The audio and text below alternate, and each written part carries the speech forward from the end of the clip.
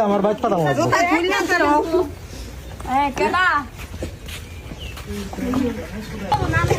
বন্যা গেলে